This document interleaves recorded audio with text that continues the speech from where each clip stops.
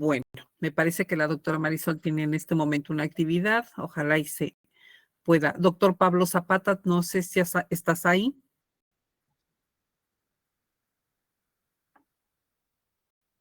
Bueno, pues vamos a dar por iniciada la actividad. Doctora Ofelia, es un gusto saludarla nuevamente. Qué bueno que nos puede acompañar y vamos a aprender seguramente bastantes situaciones respecto a la investigación educativa con la participación de usted esta tarde.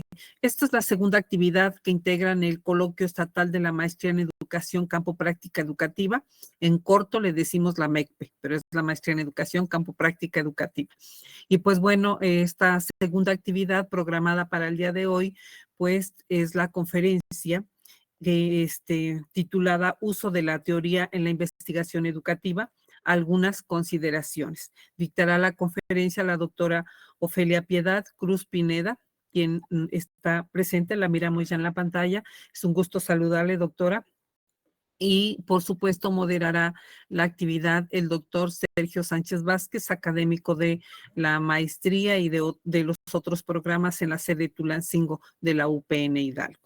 Yo doy la cordial bienvenida también a cada uno de mis compañeros maestros en las diferentes regiones, a compañeros coordinadores de los programas de la UPN Unidad 131 Hidalgo y, por supuesto, a todos los estimados estudiantes que están conectándose en este momento. Todavía no están conectados todos, pero bueno, vamos a dar inicio a la actividad para no prolongar los tiempos como están programados, ¿no? Para el respeto para los que temprano se conectaron.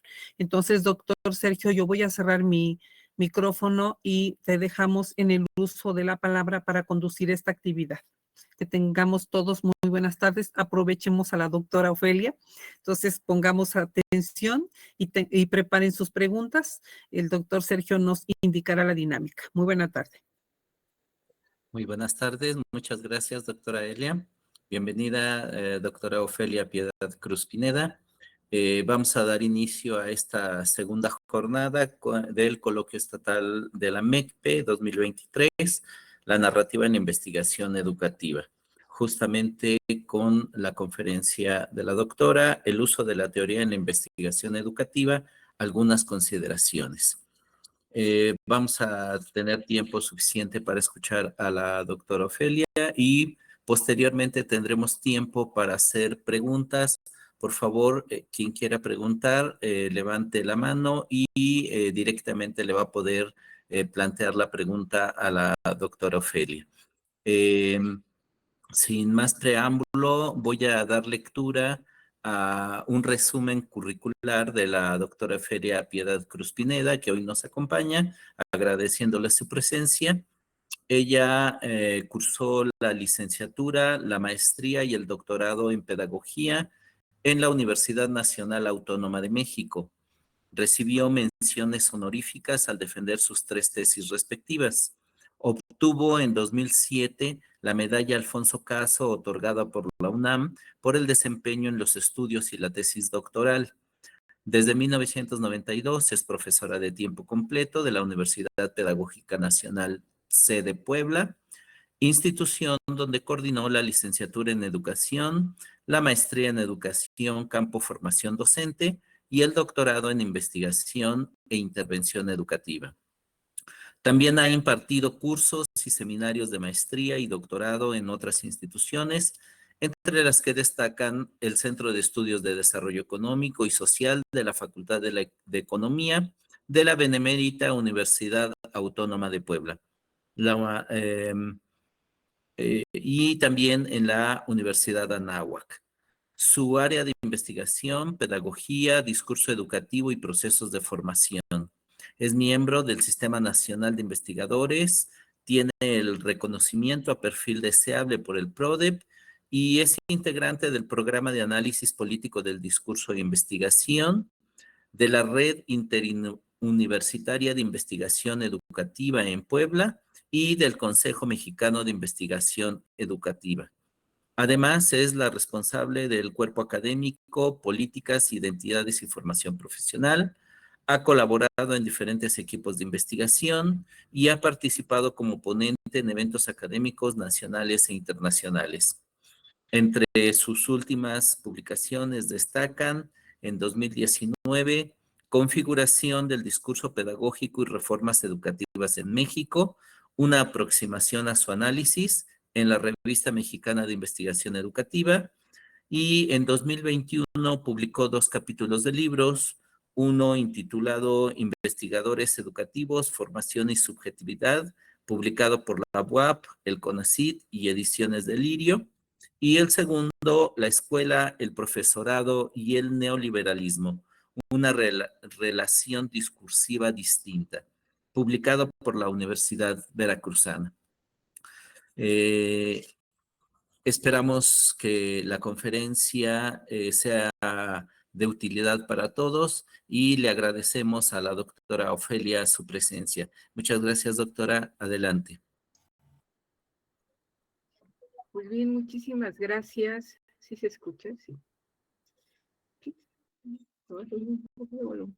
Sí, pero sí se escucha, ¿verdad? Perfectamente. Sí, muy bien. Bueno, pues muy buenas tardes a todos y a todas que están asistiendo a esta actividad académica. Agradezco la invitación infinitamente a la directora Marisol, a la doctora Marisol, que nos conocemos ya hace un buen tiempo.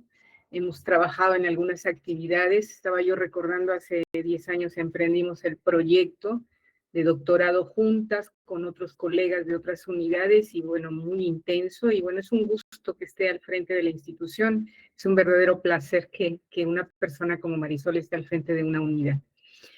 También igual a la doctora Elia, la invitación y las coordenadas para organizar la actividad, entonces muy ordenadas, muy prescritas y bueno, espero dar respuesta a esta demanda y retribuir en lo que puedo aportar en el tema, ¿no? Y a varios colegas que seguramente están ahí, que nos conocemos, pues seguramente me da un gusto regresar a la unidad Hidalgo. Alguna vez estuve presencialmente, entonces bueno, es un gusto también estar con estas nuevas generaciones de estudiantes, entonces es un gusto. También agradezco la presentación del doctor Sergio Vázquez, quien me va a ir acompañando en esta charla. Pues bien, yo organicé un par de ideas. Primero sería comentar coordenadas generales sobre el uso de la teoría en la investigación educativa, un poco de exposición, y después pues iría a ver si trato de ser mucho más didáctica utilizando algunas diapositivas. Entonces me voy con una lectura despropausada en estas nuevas maneras de encontrarnos, dispositivos tecnológicos, y después con una serie de presentaciones como para ir cerrando y ser más didáctica en la etapa en la que ustedes se encuentran en estos estudios de posgrado. Entonces, bueno, en esta idea yo empezaría señalando que la formación de las y los investigadores sociales en general, y en particular en el campo de la investigación educativa, tiene un avance altamente significativo, y la producción que genera, pues tiene la mayoría de las veces importantes contribuciones en diferentes niveles de la toma de decisiones, que van desde reorientar nuestras propias líneas de investigación o de estudio, y en ocasiones llegan a convertirse en insumos para reordenar la vida institucional. Sin embargo, el proceso de formación de investigadores educativos, creo yo, continúa siendo un trabajo de manera artesanal, como bien sostenía desde la década de los 80 y de los 90 del siglo pasado el maestro Ricardo Sánchez Puente, ¿no? En la UNAM. En efecto, uno se va dando cuenta a través de los años que la formación es un proceso de múltiples interacciones sociales y mediaciones que tenemos, donde este acompañamiento que recibimos y esta reflexión que se demanda son altamente significativas y fundamentales. Estos dos elementos, entre otros seguramente que ustedes podrían enunciar, son importantes en la generación de producción del campo educativo con rigurosidad y con sistematización. Antes de continuar, es importante reconocer que en el campo educativo el énfasis por la prescripción, y me parece que esto también hay que subrayarlo, Este énfasis por la prescripción es una condición que a veces nos inhibe la reflexión.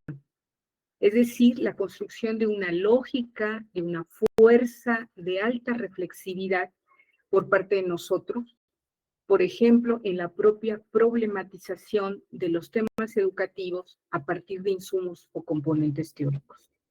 Me parece que nuestro campo educativo, en esa demanda de prescripción y de solución de temas, pues de repente queremos dar solución de manera inmediata.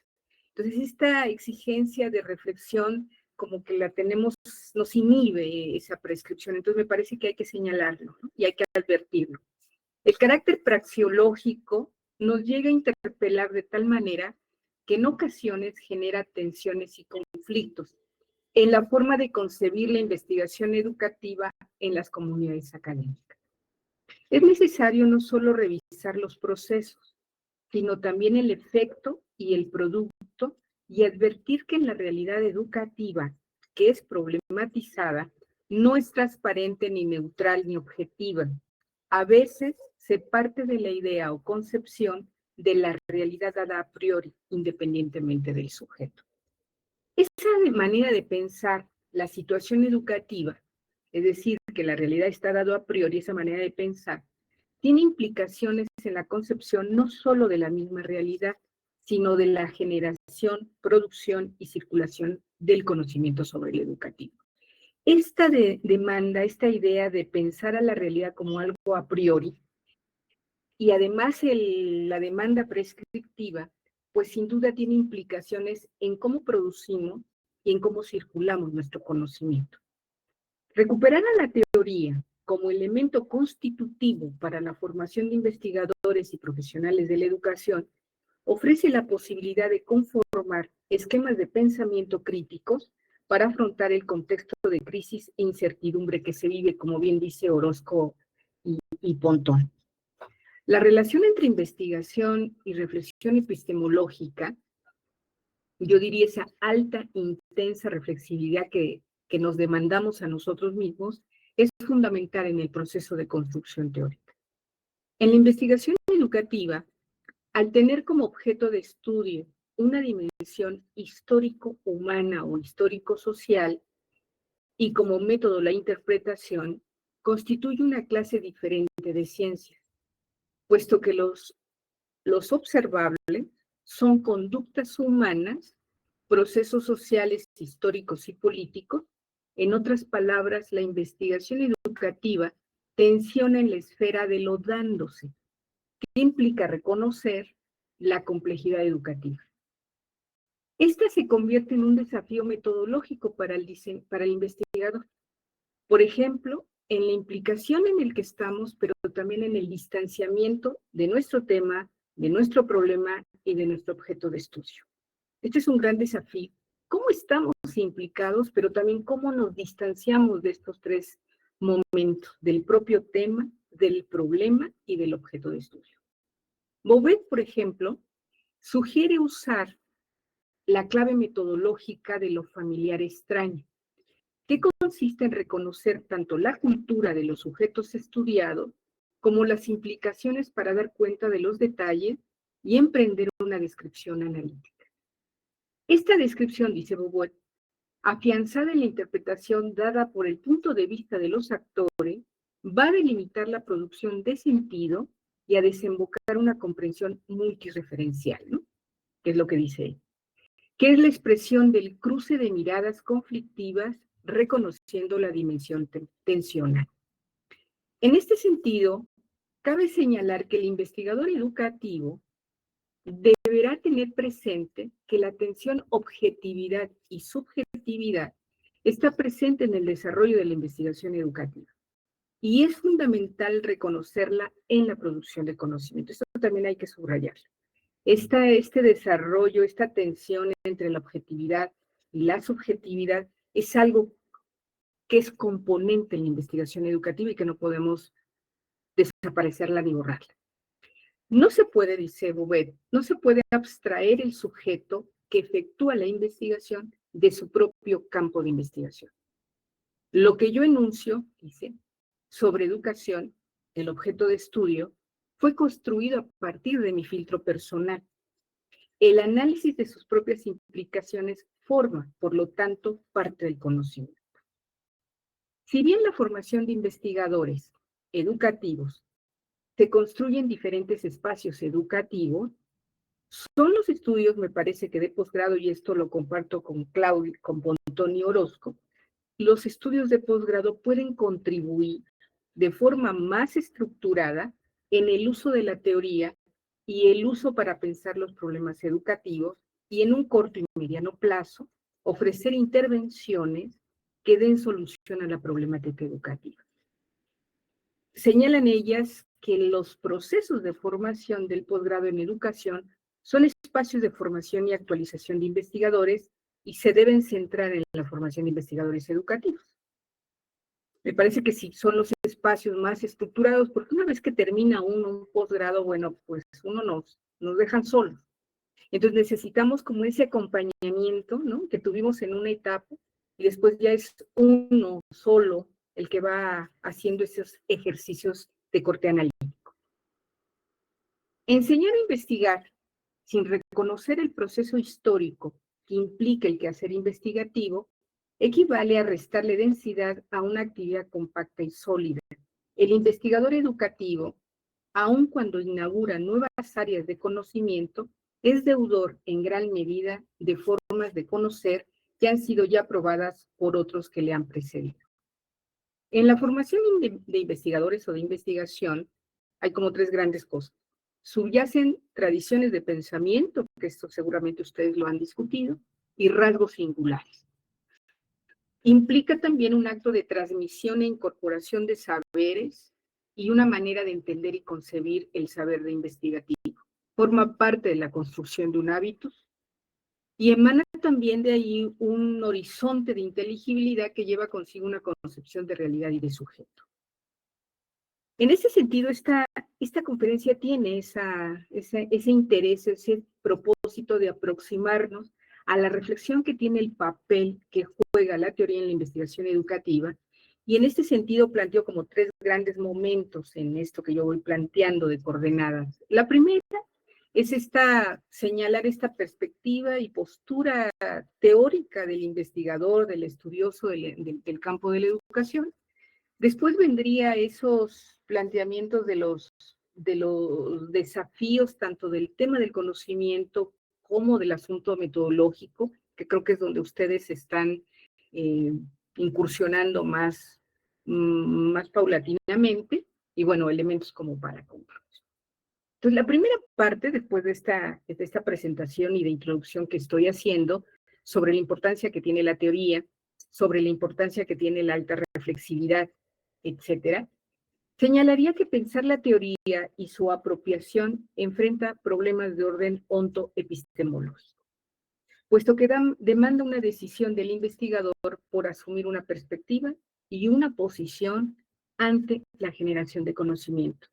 Estas acciones derivan en elegir un enfoque metodológico, es decir, tenemos que tener una perspectiva, una postura y desembocar en un proceso metodológico o en una metodología, en un enfoque que guíe el proceso en toda la investigación, es decir, la producción y circulación del conocimiento de lo educativo. Los desafíos nodales en la investigación entonces tienen que ver, como señalé hace un momento, en el tema del conocimiento y de lo metodológico. El primero, el asunto del tema del conocimiento, implica hacer evidente ese posicionamiento ontoepistemológico, que da sentido a lógica y formas de intelección que activa el investigador para dar cuenta del objeto. En este sentido, no se puede llevar a cabo un análisis fino sin un repliegue reflexivo. La reflexividad es nodal en el investigador educativo y en la producción del conocimiento. La dimensión ontológica en la que se problematiza el ser de la investigación educativa se debate en qué es y qué no es. Y la epistémica como el espacio de debate en torno a las condiciones de producción y los criterios de validación del conocimiento en contextos específicos. Los criterios de validez de la investigación dependen de diversos aspectos: el contexto, la perspectiva de análisis, la consistencia de los supuestos ontológicos, epistemológicos, conceptual y analítico. Las preguntas de investigación y la formación empírica, como bien lo encuadra Buenfil, ¿no? Esta acción creativa por parte del investigador es producto del uso de la teoría y de la construcción de categorías y de conceptos. La teoría es una amplia construcción de la cual se derivan conceptos, entendidos estos como unidades que formalizan una teoría e intentan ordenar la realidad educativa. Las categorías son finos instrumentos de intelección creados por el investigador, cuyo uso no debe ser generalizado ni operado de manera mecánica. Las categorías se confeccionan, son artefactos de uso. Y como también cito a Orozco y a Ponto, no se producen en la manipulación técnica, sino en el acto de intelección frente a la realidad y al objeto de estudio construido en la relación sujeto-realidad. El segundo desafío es reconocer lo metodológico como un proceso a lo largo de todo estudio que exige rigor y sistematización en el desarrollo analítico, es decir, en la búsqueda e interpretación del sentido que, si bien no necesariamente puede desencadenar cambios, sí comparte descripciones y permite comprender de una mejor manera lo educativo. El problema, como dice Díaz Barriga, el problema metodológico en el campo de la educación no es un problema de validez, sino de pertinencia y capacidad de lograr una mayor comprensibilidad, es decir, de una interpretación de los objetos que se estudian. Y agregaríamos también, ¿no?, cerrando la cita de Díaz, de una vigilancia epistemológica, es decir, de veracidad, diría yo. Sin duda, hoy en día se presentan nuevos desafíos epistemológicos y metodológicos con la incorporación de la historicidad y sus múltiples temporalidades, la cuestión de la indeterminación y la contingencia, la inclusión del futuro, la asunción de movimiento, entre otras dimensiones de lo social, son claves para estudiar los procesos educativos. Estos desafíos implican consolidar y fortalecer el soporte teórico, marco teórico, o dicho de otra manera, la aproximación teórico-metodológica. Si los investigadores avanzan en la claridad teórica del objeto de estudio, la parte metodológica puede ser más directa, la cual no es una decisión secundaria. Los desafíos ontoepistemológicos y metodológicos también implican una cuestión muy importante, una cuestión ética y política. A partir de lo dicho anteriormente, debo señalar que el objeto de estudio se construye por parte del investigador a partir de la teoría. La teoría es una elección que se deriva del objeto de estudio. Es recomendable distinguir niveles de uso de la teoría. Y aquí seguramente han revisado a alguien que me parece que es muy clara, que es Souto. Hay que reconocer las teorías paradigmáticas, las generales y las sustantivas. Las primeras corresponden a los grandes paradigmas sociales, las segundas ofrecen criterios de observación y las terceras no tienen el grado de abstracción de las generales, pero deben, dice ella, deben de referirse al tema o campo de investigación. La capacidad heurística, analítica, interpretativa o explicativa de las teorías mismas es puesta a prueba frente a las exigencias planteadas por las preguntas de investigación y, como bien dice Bonfim, por las características particulares del referente empírico. El marco teórico no es elaborado a priori, sino que se construye a partir del objeto de estudio. ¿Qué objetos quiero indagar y hasta dónde la elección metodológica con mi posición conceptual es pertinente para dar cuenta de ese objeto y junto con ellos el rigor conceptual una vez que he hecho alguna elección. Las teorías utilizadas deben de compartir principios básicos. Por ejemplo, la comprensión del fenómeno educativo, mostrar la relación entre la teoría y el método, entre el objetivo y el método. Es común, en los procesos de formación de investigador educativo, emergen una serie de cuestionamientos asociados con el tema de la teoría, ¿no? En diferentes foros o encuentros en las clases. Generalmente las preguntas que hacen los estudiantes son, entre algunas que yo pueda señalar, es, ¿cómo elijo la sustentación teórica? ¿Cómo defino el marco teórico? ¿Qué criterios son básicos e indispensables para elaborar el marco o sustentación teórica? ¿Cómo se apropia el investigador de disciplinas como la filosofía o la sociología cuando su formación es de otro campo? ¿Cómo se apropia el investigador de una perspectiva teórica? ¿Qué tan explícita debe ser la dimensión epistemológica en la tesis? ¿Dónde se coloca la teoría en el reporte de la tesis? ¿Qué distingue un marco teórico de un marco conceptual? ¿Cómo se define el objeto de estudio? Entre otras muchas preguntas que nos hacemos como estudiantes o que te demandan los estudiantes. Considerar estas interrogantes y sin duda otras que pueden incluirse exige un análisis y un replanteamiento de la forma y los mecanismos en los que se ha desarrollado la formación de los investigadores en nuestro contexto. Por ejemplo, obliga a pensar cómo se enseña a investigar. Y aquí otra vez retomando a Ricardo Sánchez Puente, apuntaba desde los 90 que enseñar a investigar es un proceso complejo y una actividad diversificada, pues la enseñanza de la investigación surge en dos operaciones.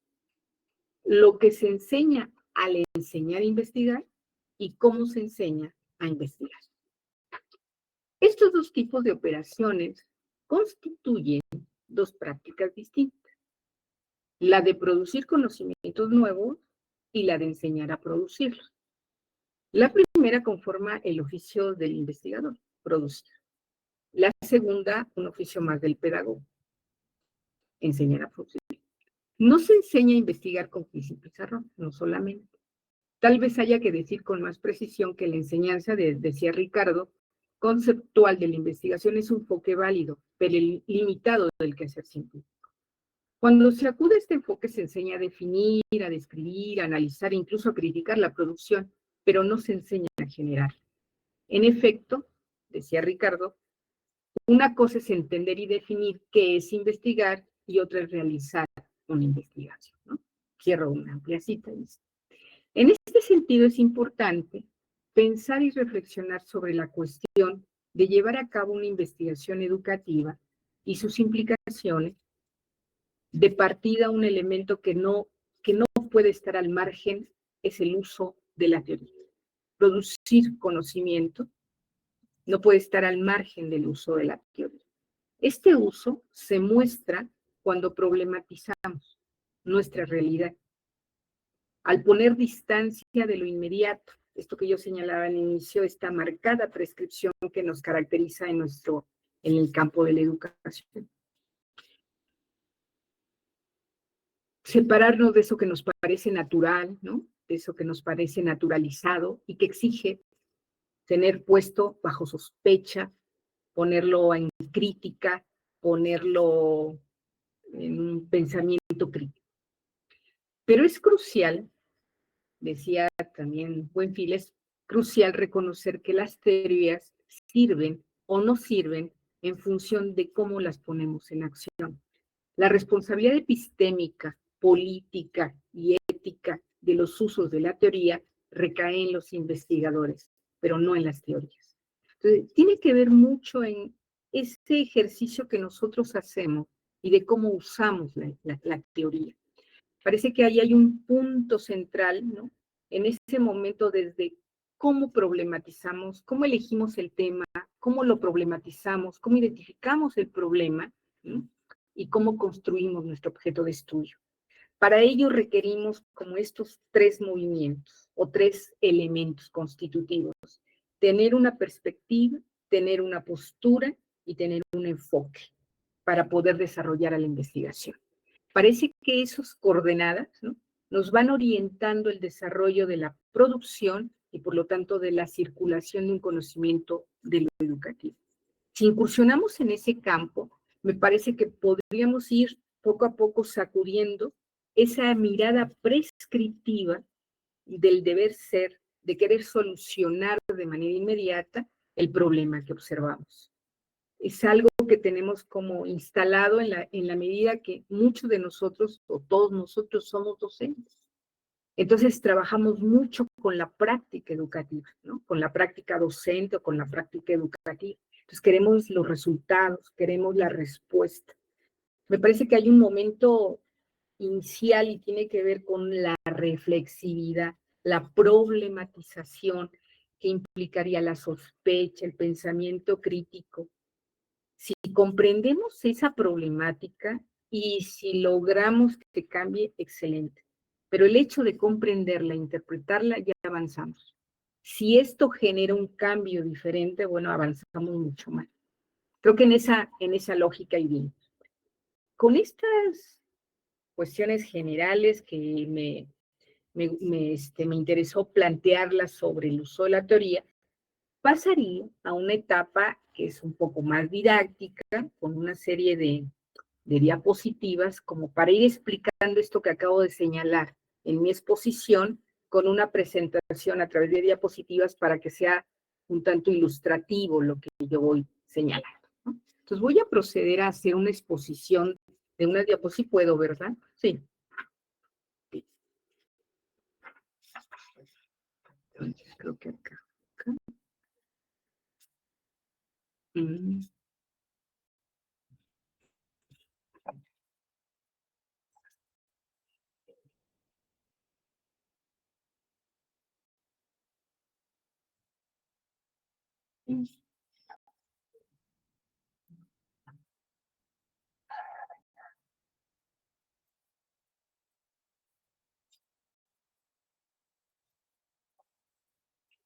Ustedes me dicen si se ve, porque creo que aquí ya no los veo cuando empiezo a compartir. ¿Sí se ve?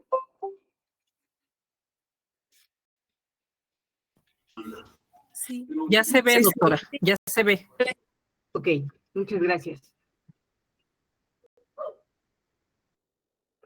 Bueno, entonces, ahora en este segundo momento de mi intervención, a ver si trato de ser mucho más didáctica de aquello que acabo de señalar en la lectura, sobre esta importancia que tiene la teoría en la investigación educativa.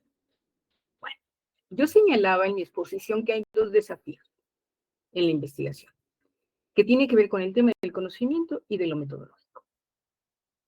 Y uno que tiene que ver con, estos desafíos, implica hacer evidente ese posicionamiento, esta perspectiva y esta postura, que implicaría ese posicionamiento ontológico y epistémico, y por el otro también implica reconocer lo metodológico como un proceso a lo largo de todo estudio que exige rigor y sistematización en el desarrollo analítico, es decir, en la búsqueda e interpretación del sentido, que si bien no necesariamente, que es lo que yo decía hace un momento, puede desencadenar cambios, aquello que yo voy realizando y el trabajo de investigación, que puede ser la tesis, ¿no?, o una investigación, ¿no?, capaz de que no genera cambios, lo que indago, lo que estudio, pero compartir la descripción, compartir la interpretación de ese fragmento de la realidad, pues sí permite comprender de una mejor manera lo educativo. Si llega a haber cambios, pues excelente, pero sería como algo que está, pero que no necesariamente puede suceder. Los desafíos son epistemológicos y metodológicos, implica una cuestión ética y política. Ay, creo que oí escuché no sé, hay algún, sí me van escuchando y se observa, porque ya no veo la pantalla, las pequeñas pantallas. Va todo bien, ¿verdad? Sí se escucha y se observa, pero no se ven sus diapositivas. ¿No se ve? No, sí se ven, doctora. No están Está cambiando. solamente, a ver, está una diapositiva donde dice los desafíos nodales de la investigación, ¿cierto? Exacto, sí, correcto. Sí se ven. Puede ¿Sí? ser el navegador de los compañeros. Ok, perfecto. Entonces me dice, ¿no?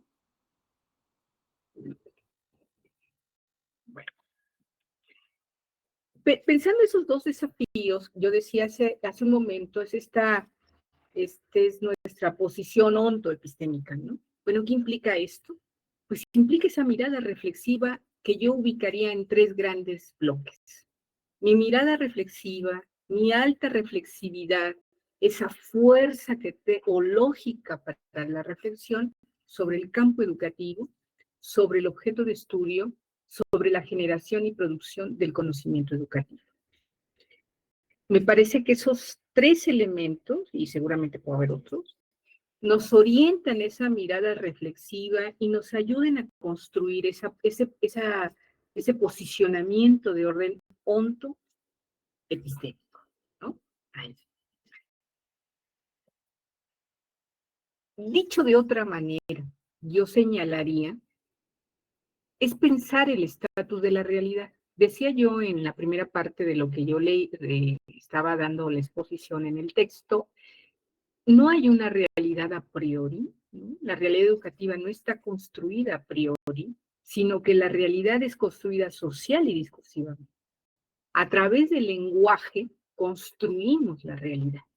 Es oír pensando, asumiendo una postura, una posición sobre, en este caso de la realidad. Sobre los sujetos son históricos, los sujetos son sociales e históricos. Entonces tienen diversas contingencias. Y la producción del conocimiento es algo que se construye, es algo que está dado. Yo decía, es algo que está dándose, ¿no? Entonces eso nos mete en unos desafíos en el campo educativo donde la rigurosidad y la sistematicidad tienen que estar muy puntuales, porque estamos implicados nosotros. Estudiamos algo que hacemos, estudiamos nuestros comportamientos, ¿no? Estudiamos cosas que seguramente nos pasan a nosotros, entonces se nos vuelve más conflictivo a nosotros, nos movemos entre la tensión y la conflictividad, estar en conflicto permanente. Entonces, tenemos estas coordenadas, ¿no? Seguramente, regreso a la anterior diapositiva, estaríamos construyendo nuestra propia posición ontoepistémica en ese sentido. Bueno, eso. Uno que hemos trabajado, bueno, con la propia maestra, ¿no? Que nos orientó esta parte, ese acompañamiento que yo también señalaba, en la forma de, pues, hacer investigación es una cuestión artesanal, o sea, acompañarnos de alguien que va haciendo esto. Y planteaban este esquema que ha resultado hoy, pues, muy heurístico en el momento de hacer investigación o acercarnos al estudio del educativo. Nuestro objeto de estudio siempre va a estar en construcción, ¿no? Por eso lo colocábamos al centro, es algo que se va construyendo. El objeto de estudio no es el corpus. Tenemos que tener la pregunta de investigación que resulta de esa problematización de nuestra realidad.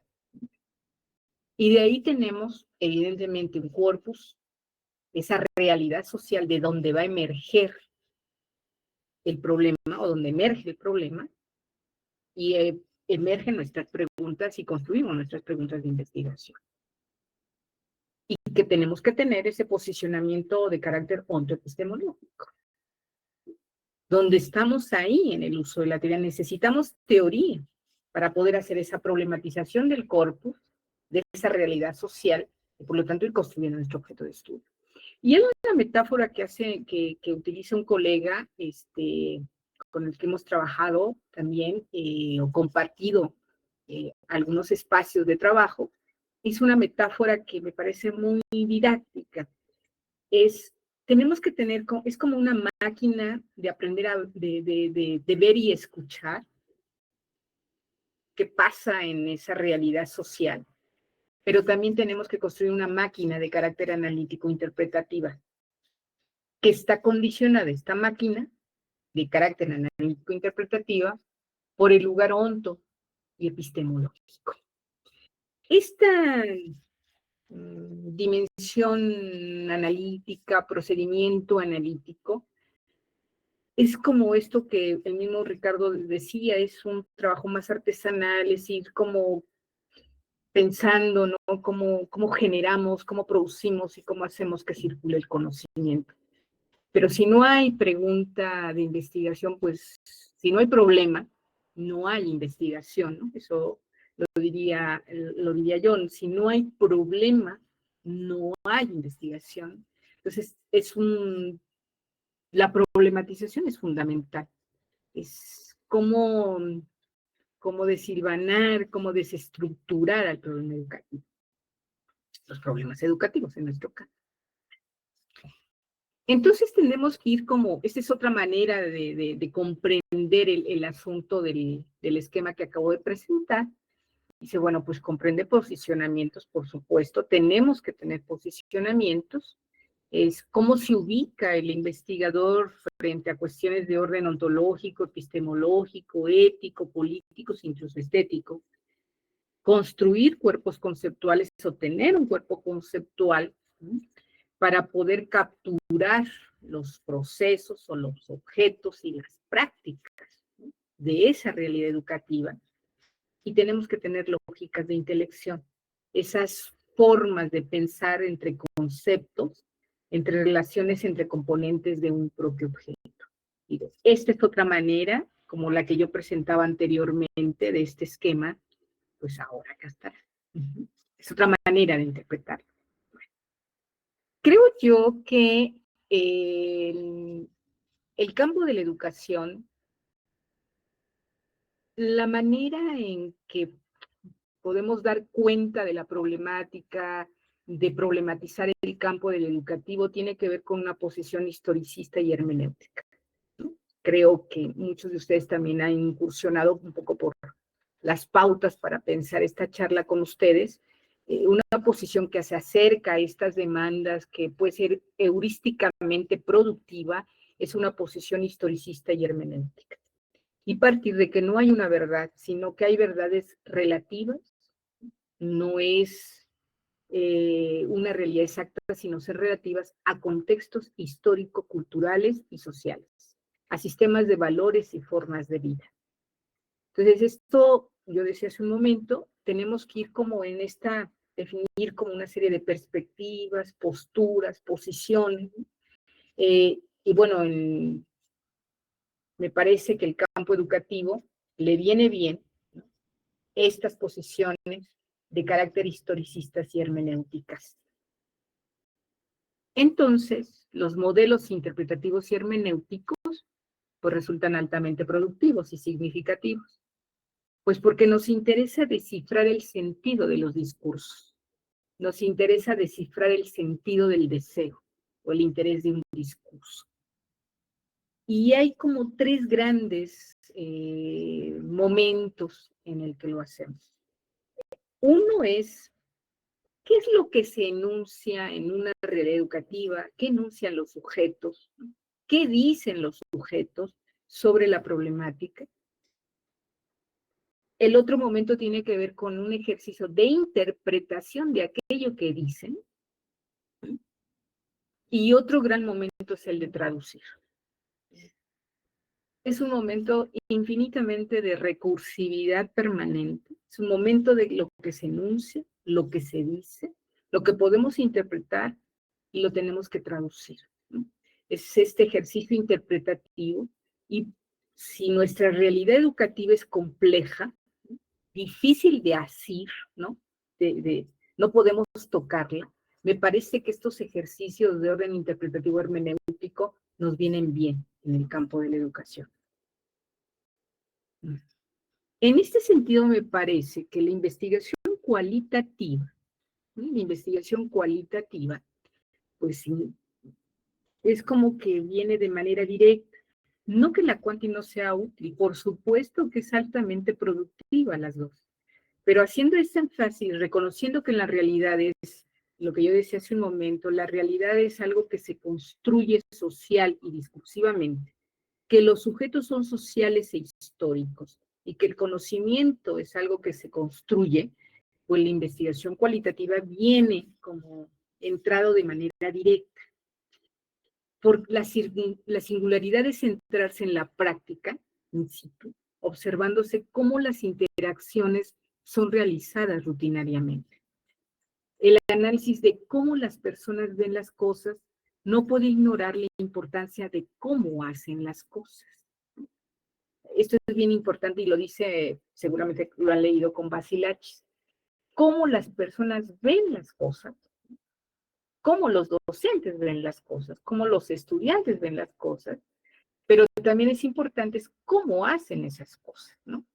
En otro plano, diría Borges, tenemos que exigirnos analizar esta reflexividad, dice, no es una cuestión sobre la ciencia, sino sobre lo que pensamos y cómo pensamos.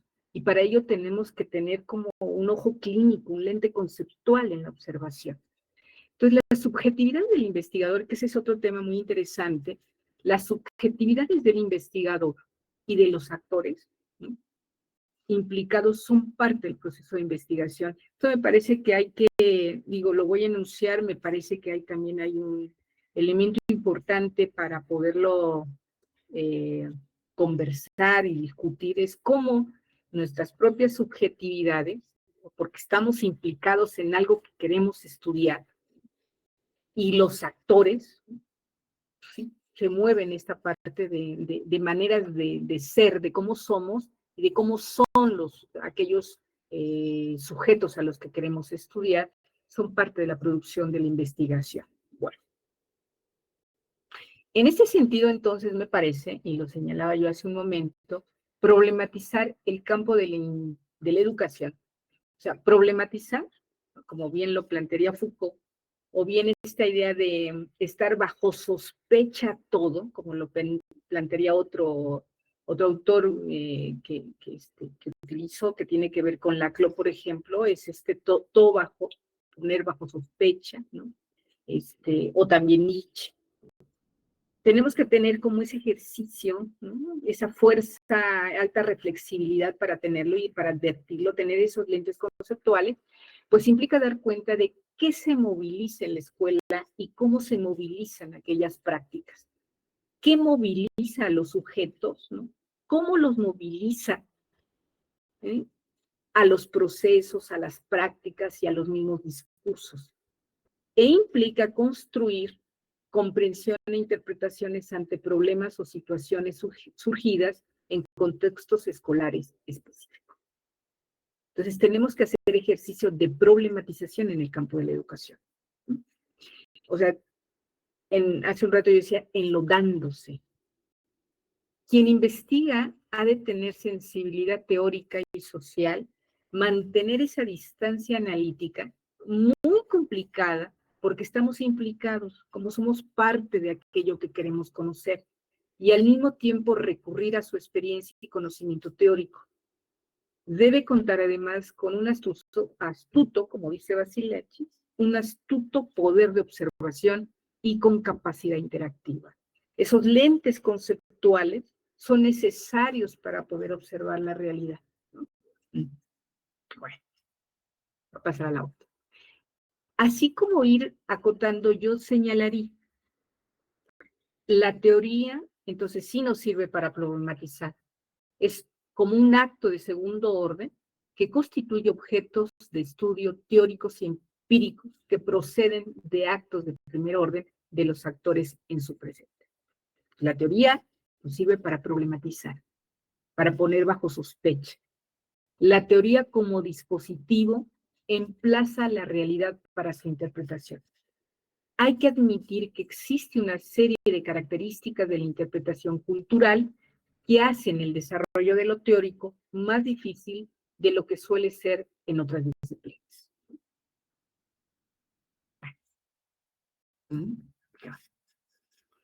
Ahora hay un elemento importante que yo también señalaba en mi exposición en la lectura de un texto. El rigor de los abordajes implica una postura. Una posición del intelectual, es esta idea del intelectual implicado, señalado en varios momentos. La pregunta, el problema epistemológico, está vinculada con una cuestión ética y política. Problematizar es acción de poner en cuestión todo aquello que damos por sentado, evidente e incuestionable. Aquello que nos parece natural, pero no lo es, ¿no? Problematizar es comprender cómo y por qué algo adquiere el estatus de incuestionable. ¿Cómo fue que logró instaurarse como evidente? Cuestionar lo incuestionable, hacer visible aquello que no percibimos ya. Entonces, me parece que esta dimensión es fundamental. Realizar un juego entre la teoría y el referente empírico, es decir, vincular el fenómeno por estudiar con un trabajo teórico. La articulación conceptual es una construcción no premeditada, sino un recurso o forma a través de la cual es posible dar cuenta de un problema de investigación. La noción de uso permite pensar la recuperación de conceptos o la formación de otros que guían una investigación. Los conceptos marcan rumbos, pensar juegos conceptuales, la teoría como horizontes de inteligibilidad. En un mecanismo controlado donde interactúan personas, y aquí me voy a ir a una cuestión que seguramente han ustedes bordeado, por ejemplo, una entrevista transmite información y un entrevistado la recibe. Y entre ellos existe un proceso de intercambio simbólico que retroalimenta un proceso. La entrevista, la forma dialógica es esencial tanto para el contacto y la configuración misma del campo, como para la producción interlocutiva de esos relatos. ¿Cómo dar cuenta de esa problemática? ¿Cómo hacer esta parte de la interpretación? Me parece que esto nos coloca en otro nivel. Yo decía desde el inicio, si vamos dibujando la perspectiva, la postura, el posicionamiento que tiene sobre la realidad, sobre el sujeto y sobre el conocimiento, que nos ayude todo esto a la problematización del campo educativo, entrar al campo educativo, un camino dúctil, pues el asunto de la interpretación, sin duda. Y para hacerlo, bueno, técnicamente, el método pues, tendría que ver la entrevista y tendría que ver con recuperar la voz del otro. Y en esa recuperación de la voz del otro, insisto, pues seguramente ahí tenemos un proceso de implicación que tendríamos que hacer de distanciamiento. Estas coordenadas que yo he señalado hasta ahora implican estos tres momentos. Yo decía, hay que ubicar el momento de que se enuncie, en dónde se enuncia una problemática que yo con mis lentes conceptuales quiero ubicar, cómo la interpreto y cómo la traduzco. Es decir, cómo voy pasando de planos en el desarrollo de la investigación, en el plano ontológico, epistemológico, en el plano teórico-conceptual, en el plano metodológico y en el plano técnico. Aquí en esta diapositiva yo, bueno, estaría ubicando esta parte de entrar a un campo. Si me interesa la interpretación, si me interesa el desciframiento del discurso, la única manera es recuperar la voz del otro, por ejemplo. Y en este sentido, pues tengo que usar, por ejemplo, entre otros, yo diría, la entrevista. En los últimos, un ejemplo que voy a poner aquí muy rapidito, sería una investigación colectiva que he estado coordinando en el año pasado y que está a punto de cerrarse. Es un tema que tiene que ver con narrativas docentes de los formadores de formadores. Y aquí, a nivel de ejemplo, yo señalaría lo siguiente. A mí me preocupa o nos preocupó conocer y analizar una práctica, ¿no? Una práctica docente y el acompañamiento institucional que tuvieron esos profesores durante el tema de la pandemia. La única manera de entrar al campo, ¿no? de conocer esto, pues era a través del relato y el testimonio de la experiencia de un grupo docente. Cómo se fue construyendo un discurso durante y post pandemia. Evidentemente fue necesario ubicar y colocarnos un énfasis en la importancia del contexto y de los procesos que distinguen la singularidad de la unidad, bueno, de la unidad específica que nos interesaba estudiar. Entonces señalamos 4 grandes cosas que aquí a nivel de ejemplo quisiera señalar. El trabajo de indagación, entonces, está centrado en escuchar la voz del profesorado. Escuchar la voz es a través del relato y testimonio. Esa fue nuestra decisión, para lograr interpretar la conexión por medio de la trama narrativa entre acontecimiento disruptivo, a lo que le llamamos así a la pandemia, y la experiencia docente. Nuestro emplazamiento epistemológico reconoce que la relación entre sujeto y objeto de conocimiento radica en la complejidad y la tensión irresoluble. En el campo de la educación, advertir estos componentes es central, puesto que son punto de partida para la construcción del conocimiento del educativo, que se caracteriza por la imposibilidad de asirlo, derivado de su complejidad y opacidad. Dar cuenta de las prácticas involucra situarlas social e históricamente, reconocer su inscripción en procesos y significados culturales diversos y tener presente que son sensibles a cultivos ideológicos, por lo que se exige una reflexión del uso de la teoría para interpretar la realidad.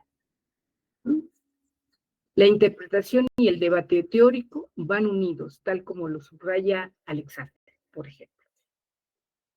El presupuesto teórico y metodológico se centra en el relato, traer a la escena las voces del profesorado, la voz del otro, no en la idea de hacer una suma de la experiencia de la práctica vivida durante y posterior al acontecimiento que a nosotros nos interesaba narrar, sino de hacer inteligible el testimonio relato, advirtiendo su linealidad o su discontinuidad, o mejor dicho, ambos momentos.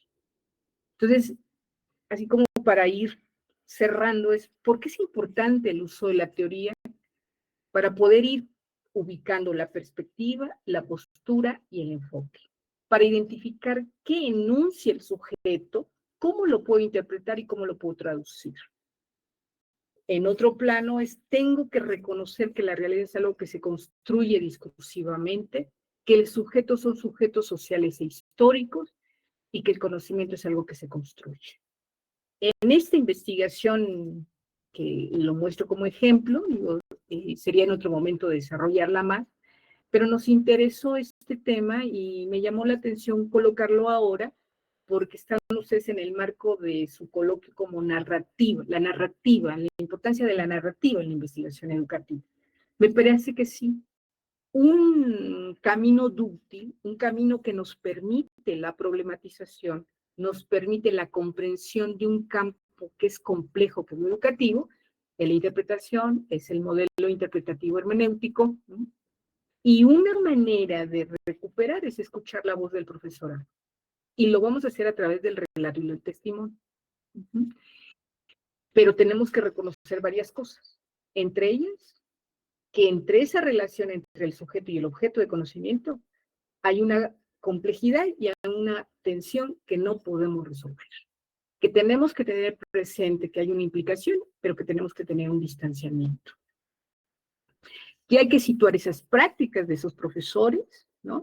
Social e históricamente, que están inscritos en procesos y significados culturales diversos.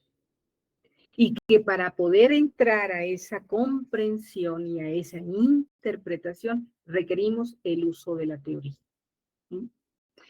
Y traer a la escena esas voces del profesorado, no solamente sumar, ¿no?, de la experiencia del docente, sino hacer inteligible ese testimonio, advirtiendo que su linealidad y su discontinuidad, o mejor dicho, ambos momentos, ni es continuo ni es discontinuo, ¿no? Es ambos momentos los que se van a mover. Bueno, finalmente, para ir concluyendo, yo diría las siguientes consideraciones. Primero, esto que acabo de señalar no pretende ser una guía, por el contrario, son accesos posibles para pensar la cuestión de la construcción teórica en el desarrollo de la investigación educativa. Se debería destacar una vez más que el objetivo principal de la teoría no es solo proveer nuevas descripciones o hechos sobre los objetos específicos de investigación, sino producir nuevas interpretaciones, tal como dice Howard. El uso de lentes conceptuales por parte del investigador permite mirar, escuchar y tener presente que realizar una investigación entendida como producción de conocimiento, claro está, implica reconocer que la teoría es constitutiva y el emplazamiento de esta para construir el objeto de estudio en la investigación está orientada por la postura ontológica y epistemológica del investigador.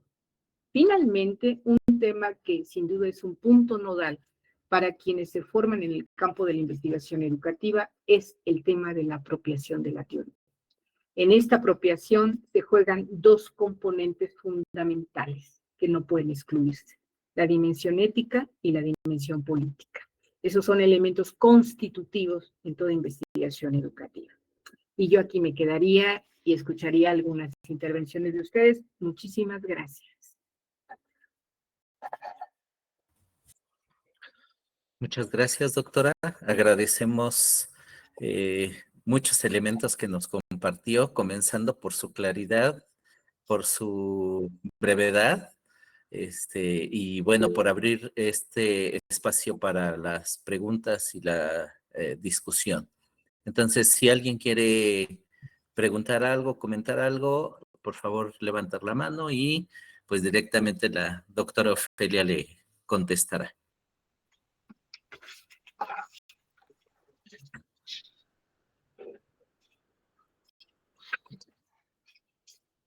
Bueno, hay muchos aplausos por ahí, pero no veo no veo preguntas. ¿Quién se anima? Maribel Martínez Osorio, adelante. Buenas tardes, muchas gracias. En efecto, quisiera aprovechar pues a la doctora, ¿verdad?, ante esta ponencia que nos otorga. Sin duda, pues realmente hemos iniciado en esa construcción, ¿verdad?, de la narrativa en este tercer semestre. Mas, sin embargo, bueno, me llamaba mucho la atención en el sentido en que mencionaba, ¿no?, que en todo momento, ¿verdad?, existe esa implicación, pues, en el hecho de conocer el campo, ¿verdad?, educativo, estamos inmersos. Sin embargo, también sabemos que a partir de la entrada a campo, ahora sí, bueno, hemos venido manejando ese distanciamiento que a su vez tenemos que cuidar, ¿verdad? Máxime, bueno, ahorita recalcando en este sentido de la construcción de la narrativa, yo quisiera aprovechar, preguntarle, ¿qué nos sugiere o cómo hacer para cuidar esa parte de distanciamiento al momento de escribir? Porque una cosa es al momento de ir a campo, observar, y pues que poco a poco fuimos comprendiendo, ¿no?, esa parte de distanciamiento que debemos de tener. Pero en cuanto a escritura, creo yo que aún nos falta, ¿no? Bueno, creo que fue un avatar en esta parte de inicio de construcción de narrativa. Entonces, yo sí quisiera, bueno, pedirle las sugerencias, sobre todo en esa cuestión de cómo cuidar ese o mantener ese distanciamiento al momento de escribir. Gracias. Doy respuesta, ¿verdad? Gracias. Sí, por favor. Sí, muchísimas gracias. Maribel, es una excelente pregunta, que me parece cómo cuidar el distanciamiento en el momento de la escritura, en el momento de la interacción, en el trabajo de campo. Creo que una clave estratégica tendría que ver con no dejar de señalar la pregunta de investigación. ¿Qué es lo que yo quiero preguntar? Eso es lo que nos permite distanciarnos cuando estamos en el trabajo de campo, ¿no? Porque como estamos implicados, de repente ahí navegamos por diferentes cosas porque escuchamos ese eco que nos es común a nosotros. Eso que nos dicen nuestros sujetos es común para nosotros. Por eso me parece muy bien la metáfora que hace Bouvet sobre hay que ubicar lo familiar como extraño. Y esto, si lo podemos traducir, es tener presente siempre la pregunta de investigación. Por eso también otro elemento es este tema que yo señalaba del tema del acompañamiento. En estos espacios formativos de posgrado, ¿no?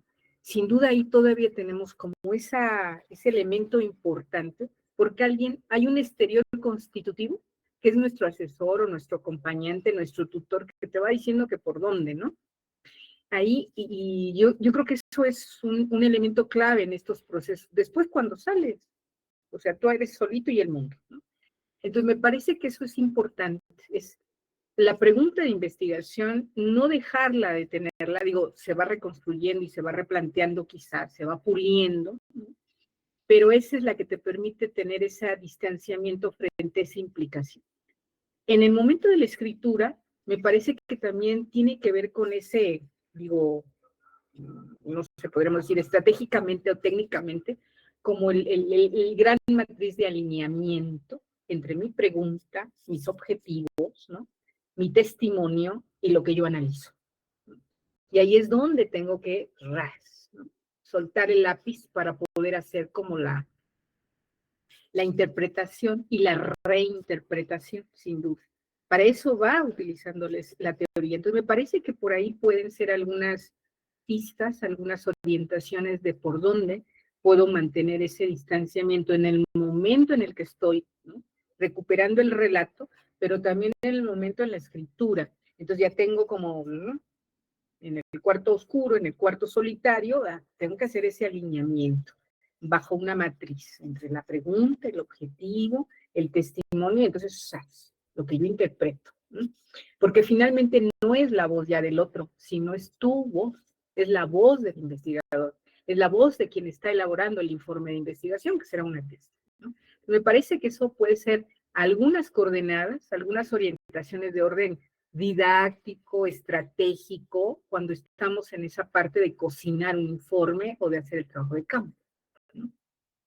No sé, Maribel, si por ahí puedo como dar respuesta a esta inquietud, ¿no? Claro que sí, doctora. Muchas gracias. Tenemos una pregunta en el chat de Jazmín Ayala Velázquez. ¿Cuál es la diferencia entre marco teórico y marco conceptual? Bueno, yo creo que en esta parte, cuando elaboramos, ¿no? El trabajo, cuando nos van pidiendo, siempre partimos como el marco conceptual, los grandes conceptos que van orientando el estudio, ¿no? Entonces, a veces si el marco conceptual te permite ir orientando, ¿no? Las coordenadas, por ejemplo, yo diría, a mí me interesa mucho el asunto del poder. Ese es un concepto clave, ¿no? Del que a mí me parece que es el marco conceptual donde yo voy desarrollando mi estudio, el tema del poder. Pero el poder, ya lo tengo como un concepto, ¿no? Digo, es algo que está discutido y tendría que yo entrar a teoría política u otras corrientes. Entonces entro a elaborar como el marco teórico, ¿no? Es algo que se cruza, que no es una división separada, pero de manera, sobre todo en estos, insisto, en el proceso en que vamos elaborando un trabajo más en el orden del posgrado, sí a veces para fines formativos hacemos esta distancia, este distanciamiento que parece fuerte e importante. ¿Cuáles son los conceptos claves que te van orientando el desarrollo de tu estudio? Yo diría, por ejemplo, en mi caso me interesa mucho el tema del poder.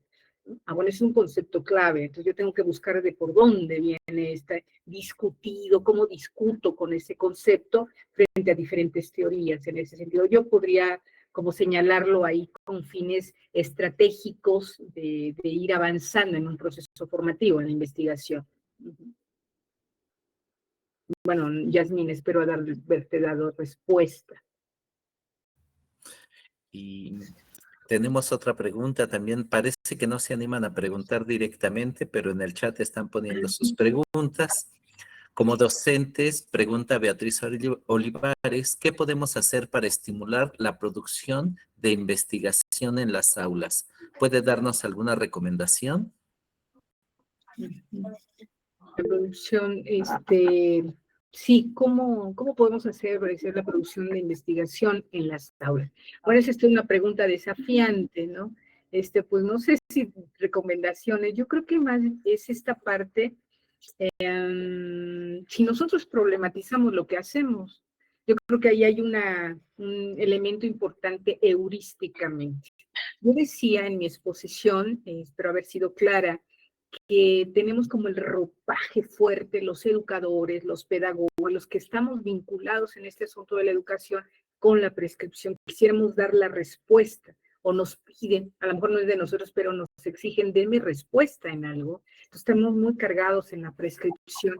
Y uno de los elementos que me parece importantes es problematizar, ¿no? Yo creo que esa es la problematización, la construcción del pensamiento crítico, todo poner bajo sospecha, eso puede alimentar, ser heurísticamente, productivamente, dinamizar ese amplio campo en la educación. Y yo creo que aquí seguramente han revisado esta parte en las aulas, es la reflexión sobre la práctica. Bueno, la UPN tiene toda una historia, ¿no? Fuerte, sobre la reflexión de la práctica docente, ¿no? Pero ahí sí implica, es otro nivel, ¿no? Que tiene que ver con, pues sí, dar resultado a la propia práctica, a lo que yo hago en el día a día, ¿no? Ese es un nivel importantísimo. Si nos vamos en otro nivel, si entendemos la investigación como producción de conocimiento, pues tendremos que hacer como esa problematización, ¿no? Entonces son como diferentes niveles. Beatriz, espero que por ahí haya dado, no recomendación, pero sí alguna pista. Si no hay problematización, difícilmente vamos a impulsar eso en el campo de la educación. Tenemos una pregunta por parte de Mac-Avi, después la doctora Francisca Elia, que también por ahí levantó, y Violeta Maldonado. Y más preguntas en el chat. Entonces, si quiere, no sé quién es Mac-Avi. Adelante. Buenas noches, doctora Ofelia, muchas gracias por esta magna dimensión que nos ha abierto, esa gran visión bajo la cual nos ha permitido pues tener mayores referentes en esta ponencia. Para mí me deja pues más que satisfecho, me deja todavía con mucho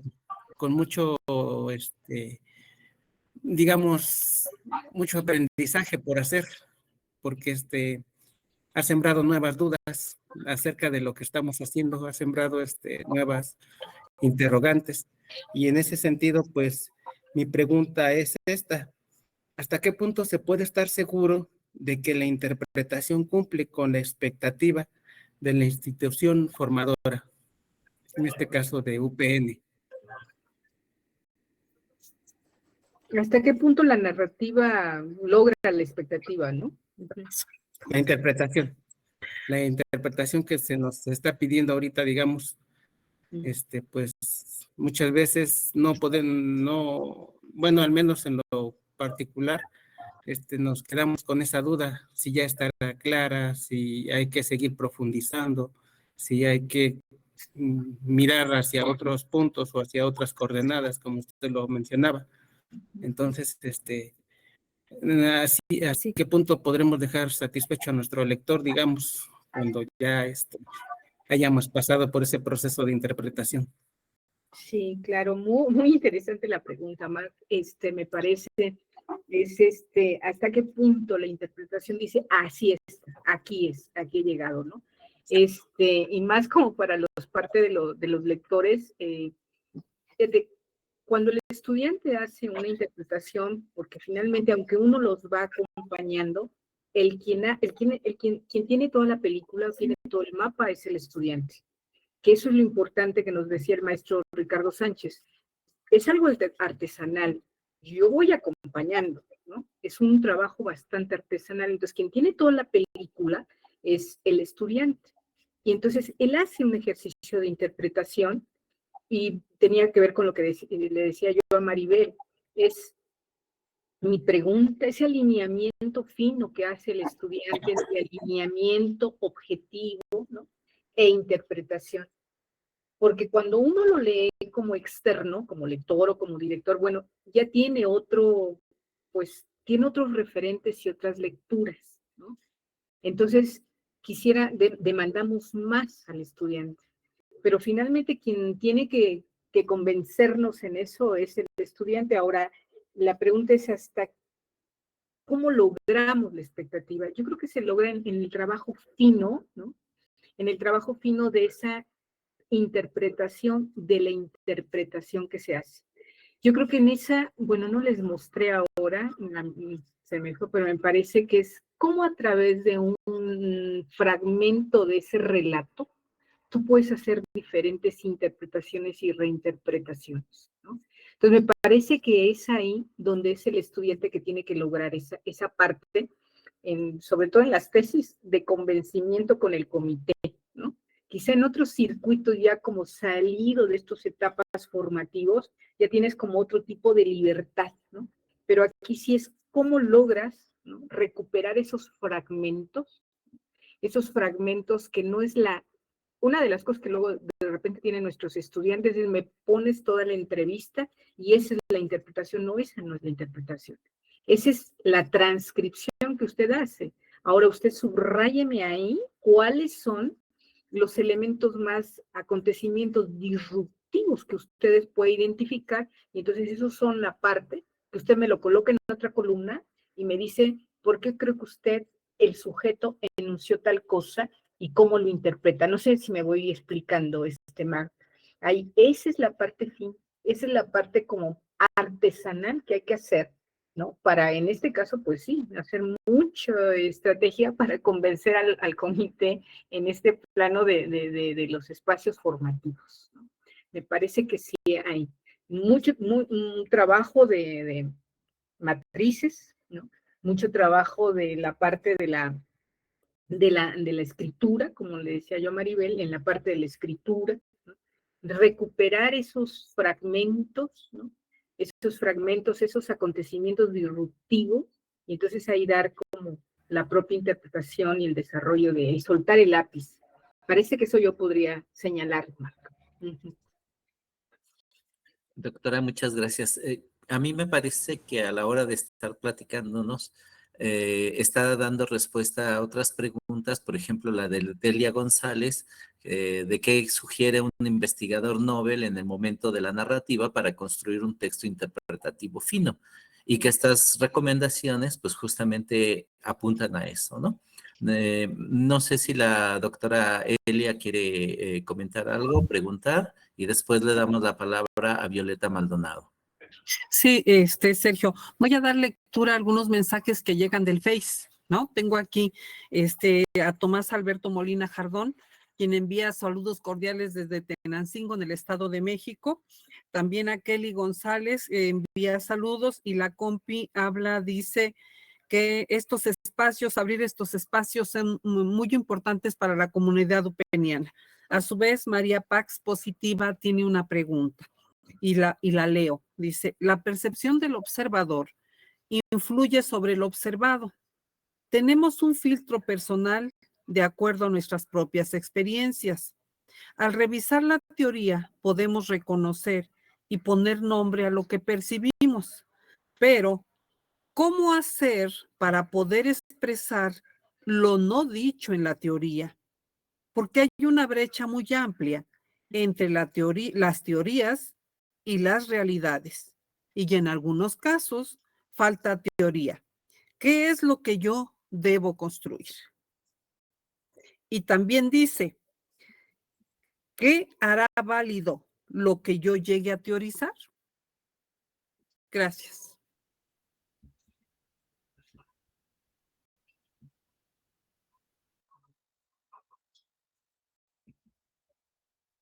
A ver si logré comprender esta parte. Sí, yo creo que son como dos niveles. Uno sería la perspectiva del observador, y del observado efectivamente cómo se cruza, que ese es un elemento importante que hay que señalar en esta relación entre el sujeto y el objeto, entre sujeto y sujeto. Esto que nuestro campo educativo es tan complejo, ¿no?, que se cruza. Y entonces, ¿cómo hacerlo? Distanciamiento, porque aquello que nosotros queremos estudiar, pues es algo que nosotros hacemos, seguramente. Entonces, ¿cómo nos distanciamos en eso? Me parece que eso es parte relevante de lo que señala quien escribe. La otra, a ver si comprendí bien, es cómo hacer compatible entre la teoría y la realidad, o cómo hacer válido lo que yo produzco, entiendo, o como lo que yo teorizo. Yo creo que sí, más o menos así va, ¿no? La parte de la teorización. Yo creo que la investigación, ¿cómo podré dar respuesta a esto? El ejercicio de la teoría, como yo lo señalaba, nos tiene que obligar a poner todo bajo este ejercicio de sospecha, del ejercicio de la problematización. Yo creo que eso nos obliga a la teoría y nos obliga a mirar a esa realidad, que la realidad no está dada, que la realidad es algo que se construye. A ver si logro un poco captar la pregunta que hace la persona. Entonces, si reconocemos que la realidad no es algo que está dado, pues efectivamente la teoría, ¿no?, nos permite reconocerla y cuestionarla, y nos permite problematizarla, ¿no? Si nosotros decimos, utilizando el concepto de poder, que el poder no es algo de arriba hacia abajo, sino es algo que se circula horizontal, no digo que circula, que está a nivel horizontal, pues eso nos permite comprender una realidad sobre el ejercicio del poder, por ejemplo, ¿no? Otro sería el tema de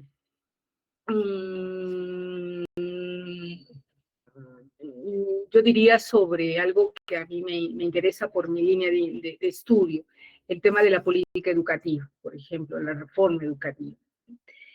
Me parece que pareciera que lo que dicen las políticas educativas es una cosa y lo que hacen los profesores es otra cosa.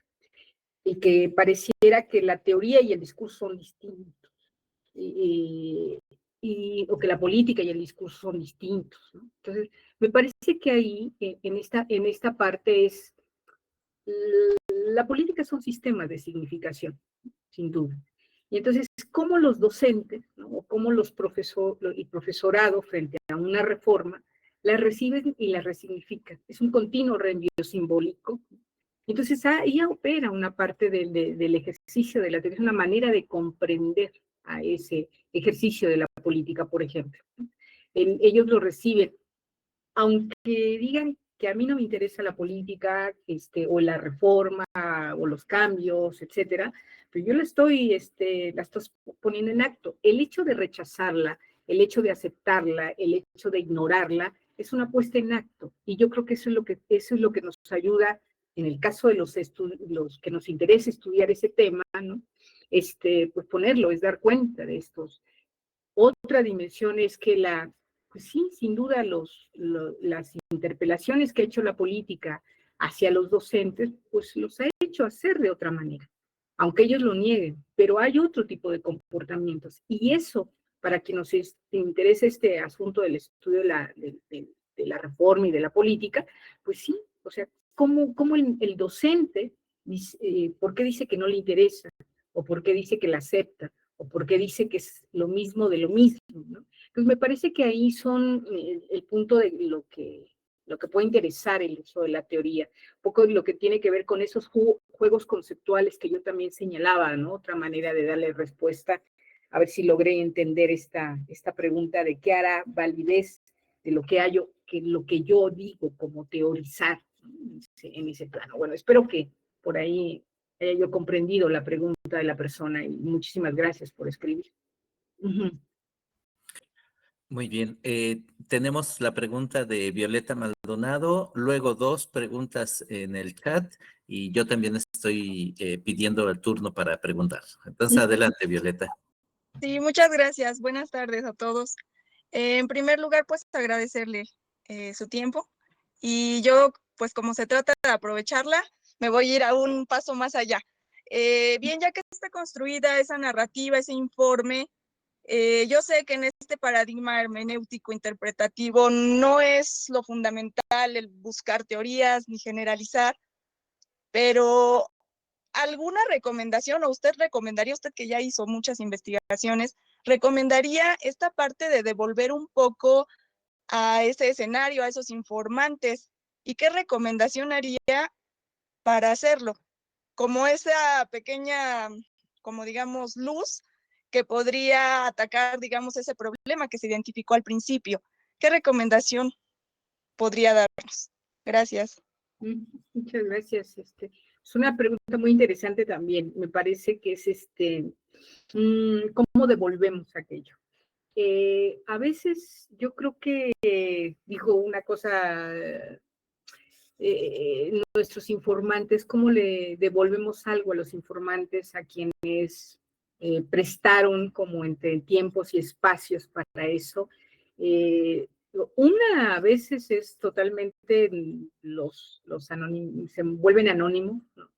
Y pues básicamente le regresas algo, tratando de mantener el anonimato, ¿no? Por ejemplo. La otra es, no sé si también tu pregunta va en la idea de la devolución hacia ellos, hacia que haya un cambio, ¿no? Cuando somos docentes y nos interesan temas comunes que ellos, pues a lo mejor ahí, en ese espacio, voy a decir una cosa, a lo mejor bárbara, ¿no? Pero es a partir de la práctica distinta que hacemos, puede ser esa parte de devolución. Otra, me parece que es en la que yo me inscribiría, es mostrar, ¿no? Esa comprensión de ese fragmento de la semiosis o de esa realidad social, esa parcelita, el hecho de que yo solamente lo comprenda, lo interpreta y lo ponga en circulación, con eso ya hay una devolución. En esa es en la que yo me inscribiría, ¿no? Digo, para eso es la formación de investigadores que tiene que ver con la generación de conocimiento, con la producción y con la circulación del conocimiento.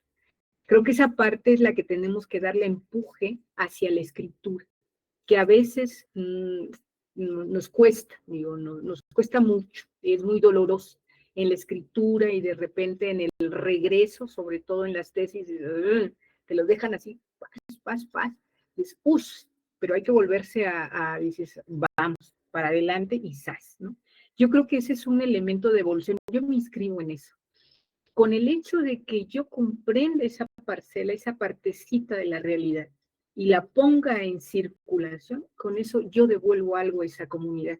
Quizá esa comunidad de mis sujetos que participaron anden en otro circuito, es muy seguro que sí, pero el hecho que yo éticamente y mi decisión, por eso esa dimensión política, de decidir poner en circulación algo, y para eso tengo que tener como esos niveles entre la escritura, entre la mejor comprensión con los otros, yo creo que esa puede ser una devolución muy importante, porque una devolución como para uno, yo lo decía al inicio de mi intervención, es pues modificamos nuestras líneas de investigación, a veces las pulimos, las matizamos, las tamizamos, o bien a veces sí pueden contribuir en cambios en la vida institucional, capaz que sí. En algo que todavía la investigación educativa en el caso mexicano aún todavía tenemos que trabajar mucho, es que nuestras investigaciones, ¿no?, fueran tomadas en cuenta para la toma de decisiones de política educativa a nivel de política pública, ¿no? Me parece que eso se ha avanzado mucho, pero aún, a diferencia de otras latitudes, pues no está. Yo me quedaría con esa idea de devolución. Es muy importante, ¿no? En ese sentido, a veces regresas y entregas, basado en todo el anonimato, ¿no? Pues regresas y entregas el informe y das otro tipo de devoluciones ahí a niveles de reflexión, a niveles de, como decía una pregunta, ¿cómo le hago para que problematicen aquellos que se dedican día a día con la docencia en las aulas? Ahí puede ser una incidencia en ese sentido, Violeta. Eso puede ser, creo que sí. Muchas gracias. Le planteo las preguntas que están en el chat. Seth Joatam pregunta, ¿cómo equilibrar la objetividad y subjetividad en la investigación? Y con ello, ¿cómo reconocer las propias influencias y sesgos en el proceso de generación de conocimiento? Pues también una pregunta bastante fuerte. Sí, siempre va a estar en una relación de tensión y de conflicto, la objetividad y la subjetividad, siempre va a estar en tensión. Evidentemente tenemos que hacer un margen de objetividad, pues porque estamos produciendo un conocimiento, pero no podemos dejar de reconocer que nosotros estamos ahí implicados. Yo decía en una de mis diapositivas que una de las líneas de investigación, que seguramente ya hay, yo en lo personal tendría que incursionar en ese plano, es cómo mi propia implicación, o sea, escribir, me refiero a eso de escribirlo y de señalarlo, que la propia implicación, mi propio tema de investigación, es que yo estoy implicada en ese asunto, pero también es parte de la producción del conocimiento, es como develar, ¿no?, esa implicación en cómo formalizarla. Eso me parece que eso es importante, pero sí, yo creo que esa parte de equilibrar tendría que ver con, insisto, y regresaría como una primera pregunta que me hacían, con la pregunta de investigación. Yo creo que sí, es identificar el problema educativo, traducirlo a un problema de investigación, y en ese problema de investigación tengo que tener la pregunta. Eso me permite equilibrar esa objetividad y subjetividad, y reconocer las propias influencias y sesgos de los, sí, sin duda, ¿no? Tengo que reconocer que estoy ahí, ¿no? Pero al mismo tiempo tengo que alejarme. Parece que ese es uno de los desafíos en el campo de nosotros, en el campo educativo es desafiante, es muy desafiante porque pues investigamos comportamientos que nosotros estamos vinculados ahí. Entonces esto es altamente desafiante, es la complejidad de lo educativo es tan compleja, así lo educativo es tan complejo que tenemos que tener estas armas de crítica para poderlo señalar, porque si no nos deslizamos, ¿eh?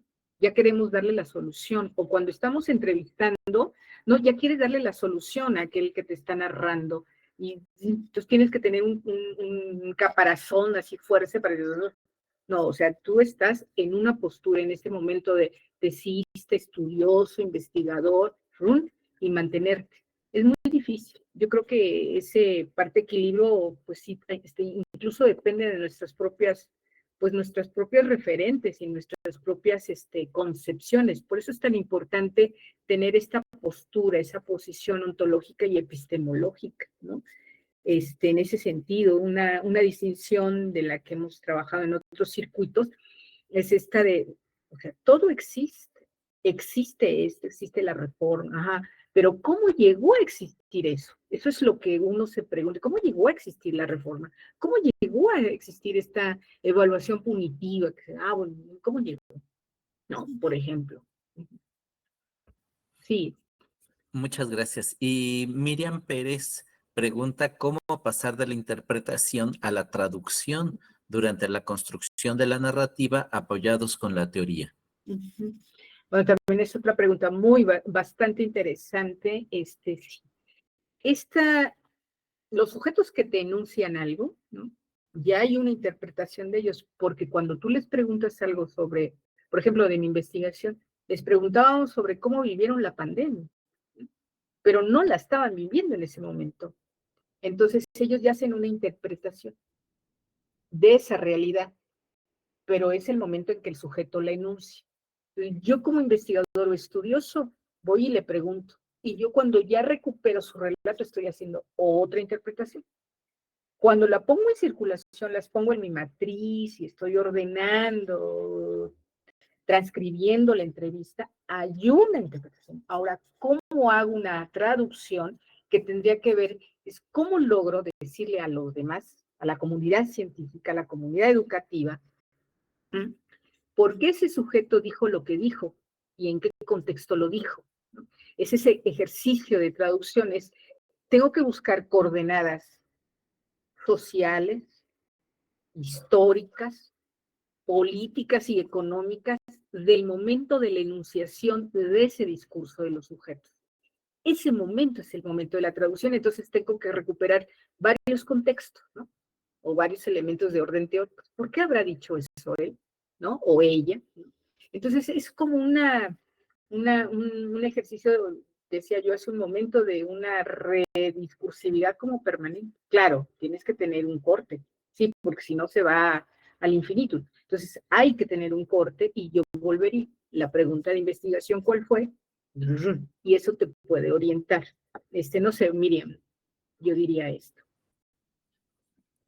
Bueno, yo espero que vayan quedando resueltas todas las dudas de nuestros maestrantes que están ahorita, yo noto, muy preocupados por resolver este paso del análisis de los datos a la narrativa, ¿verdad?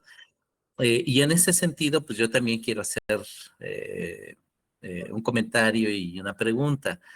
Hay que reconocer que nos falta leer mucho y conocer pues muchas perspectivas que a veces están un poco alejadas de nosotros, ¿no? Tal vez si nuestros alumnos leyeran a Ernesto Laclau, a Chantal Mouffe, y ya de perdida a Rosanidia Buenfil, pues tendrían como más claridad en todo lo que se ha venido exponiendo. Pero si no estamos en las condiciones de regresar a leer todo esto, especialmente porque no todos los trabajos van a tener una perspectiva desde el análisis del discurso y otros lo están construyendo desde otros espacios teóricos. A mí me parece que la preocupación muy fuerte de resolver este paso hacia la narrativa nos podría ayudar mucho más que seguirle preguntando reiteradamente cómo le hacemos, ¿no? O sea, sí, pero ¿cómo le hacemos? Pues igual que nos pudiera usted compartir algunos de sus textos que yo vi referenciados en la exposición, en la presentación, que nos ayuden y que les ayuden a nuestros alumnos a ir resolviendo como estos elementos, ¿no? Quizá si ellos tuvieran algún texto de referencia, podrían revisarlo con más calma y poder ir resolviendo pues, esa tensión irresoluble que ya nos explicó que no vamos a poder resolver, ¿no? Finalmente, entre la objetividad y la subjetividad siempre va a existir esa tensión y entre la postura del sujeto que interpreta y el sujeto que lee y el sujeto que traduce, pues siempre va a existir también esa tensión. Y finalmente, pues tampoco le vamos a dar gusto a todo el mundo, ¿no? Finalmente lo que estamos tratando es de dar una interpretación propia de un fenómeno que estamos estudiando. Entonces, pues yo le apelo a su buena voluntad de que nos quiera compartir algún material que nos sea útil y pues le damos paso a las siguientes preguntas. Está Diana Rivera. No sé si quiera comentar algo, doctora. Sí, una cuestión que dijo muy bien doctor Sergio es, tenemos que exigirnos leer mucho. Ese es un punto que yo le digo a mis estudiantes, es que si entraron ustedes a esto, a los posgrados en educación, tenemos que exigirnos a leer. Ustedes tienen que escribir y leer y escribir, ¿no? Es algo que no podemos dejar de hacer. Que es un componente constitutivo, o sea, es la lectura, la escritura, la lectura, ¿no? Es ir así y así. Con la idea en esta idea, es la única manera de problematizar una realidad. Entonces me parece que sí, y sí, por supuesto, hay un texto que coordiné hace como en el 2015, que tiene que ver con el uso de la teoría, y y ahí hay diferentes, es un coordinado y publicado por Sectur, editorial, publicado en España, y son varios capítulos por PABDI, el Programa de Análisis Político de Discurso, lo editó, y Sectur. Creo que no sé si se consiga en disponible, pero ahí tiene que ver con el uso de la teoría, ese es uno, y hay otro, pero por supuesto que yo a través de la doctora Elia les mando quizá en algún momento, digo, no es lectura obligatoria, pero a la sugerencia del doctor, por supuesto que sí, esos como textos ahí en ese plano, en la idea de, pues de tener otros recaudos, insumos, para pensar sus propios temas, porque una de las cosas que yo recuerdo que me decía un sinodal en la tesis tesis, doctorado, y dices, bueno, muy bien. O sea, te interesa la educación, las políticas, sí, pero lee otro tipo de políticas también. Y eso sí es muy, muy bueno y le agradezco mucho a aquel maestro, a aquel doctor, porque sí, tiene que ver con leer otras cosas, porque eso nos alimenta, hasta novela, pues, hasta la novela a veces nos ayuda mucho como para tener otras entradas, ¿no? Pero muy bien compartido su idea, doctor. Muchas gracias, doctora. Y le damos la palabra a Diana Rivero. Gracias, muchas gracias. Bueno, pues muchas gracias, doctora, por esta charla, que a mí en lo personal me está resultando muy aclaradora. Y bueno, pues con el temor de ser reiterativa, pero no quiero obviar que comprendo algo que he escuchado muchas veces de sobreinterpretar los datos o sobreinterpretar la teoría, ¿no? Yo quisiera preguntarle cómo comprendes o a qué refiere en sí este acto de sobreinterpretar y cómo podemos evitar o llegar a esta sobreinterpretación por una cuestión de estilo de narrativa, ¿no? ¿Cómo podemos o cómo poder interactuar una cuestión de estilo de escribir sin que caigamos en esa parte de sobreinterpretar? Y si sucede, ¿no? Creo que existe ese riesgo, ¿no? De que podamos en algunos momentos estar cayendo en la sobreinterpretación. ¿Cómo regresarnos, ¿no? ¿Cómo podemos, pues sí, recuperar, ¿no? La interpretación. Esas serían mis preguntas. A ver, la primera es que yo creo que acá no es inadecuado la sobreinterpretación. A ver si o no comprendí bien la pregunta. Siempre vamos a estar sobreinterpretando, porque si yo escucho un relato de alguien, ¿no?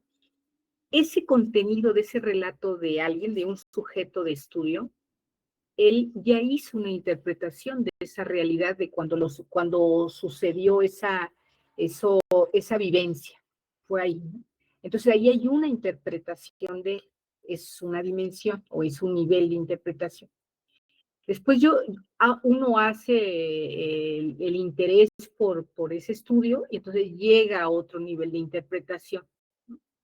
Cuando lo escribimos, cuando ya lo traducimos para un informe, para un capítulo, para no sé qué, hay otro nivel de interpretación. Entonces, es una interpretación, yo le llamaría como infinita. Claro, hay que hacer recortes y hay que hacer precisión. ¿Qué es lo que te interesa? Es la pregunta de investigación. Entonces, usted tiene que ceñirse a esa parte, ¿no? Es lo que nos hace regresar. A ver si comprendí bien, maestra, su pregunta. Entonces, sí hay eso. Siempre hay esta reinterpretación como no sé, llamémosla infinita, muy amplia, ¿no? Pero depende de nuestros horizontes que queremos dar cuenta, ¿no? Entonces siempre está como reinterpretamos nuestra realidad ahí. No sé si esa idea de sobre es esta idea de reinterpretar, una permanente reinterpretación del discurso, pero tiene que ver con lo que nosotros queremos describir, analizar de esa realidad en particular. No sé si ahí me logro explicar y si le comprendí la pregunta. No sé, Diana, ¿verdad? Sí, yo creo que sí. Bueno, podemos decir que sobreinterpretar no tiene que ver necesariamente con descontextualizar los datos, ¿no? Claro, exacto. Sí, exacto. Esa era mi duda, ¿no? Que a veces yo entendía que sobreinterpretarlo podría ser eso, ¿no? Sacarlo de contexto. Pero no, claro, o sea, tenemos que tener permanentemente el contexto claro, o sea, ella lo dijo bien, no lo podemos sacar de contexto, tenemos que ubicar esta dimensión contextual, siempre es como un elemento importante, ¿no? Por eso tiene que ver, decía yo en alguna diapositiva, el sujeto es histórico, es social, y depende de ese momento histórico-social en el que esté situado nuestro sujeto informante, ¿dónde vamos a hacer esa interpretación? ¿No? O sea, sí, efectivamente, no es que lo saque de ahí. Entonces, no, está ahí y tenemos que dar cuenta de ese discurso y de ese contexto. Sí, ¿verdad? Sí, muchas gracias. Bueno, pues no hay en este momento otra pregunta, otra mano levantada. La doctora Elia me indicó que se le va a dar un reconocimiento a la doctora Ofelia, entonces yo la invito a que haga uso de la palabra para pasar a esto. Y bueno, ya la doctora Ofelia nos compartió Investigación y Teoría, Tensiones y Rejuegos, Madrid, Sequitur, que es una referencia muy concreta. Ojalá la podamos retomar y pues igual y si nos puede compartir algún PDF o algún material ya muy concreto, también se lo agradecemos. Y Elia, pues adelante. Híjole, pues caray, yo agradezco enormemente esta mesa de ideas que se ha servido esta tarde, doctora Ofelia. Sergio, ¿no? Pues con esta mesa servida que sin duda los que estamos aquí presentes podemos armar nuestro propio platillo, ¿no? Y pues bueno, claro que para ello tenemos que leer mucho, reflexionar triple vez más de lo que ya algunos lo hacen, ¿no? Y por supuesto escribir bastante, ¿no? Y pues bueno, la dirección de la Universidad Pedagógica Unidad 131 Hidalgo, no sé si la doctora Marisol esté, pero bueno, yo por lo pronto voy a proyectar el reconocimiento que a través de mi persona le hace llegar, doctora Ofelia. Voy a proyectarlo. Sí, muchas gracias.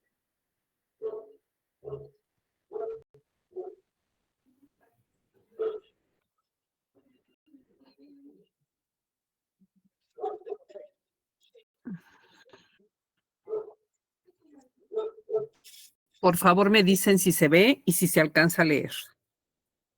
Sí, perfecto.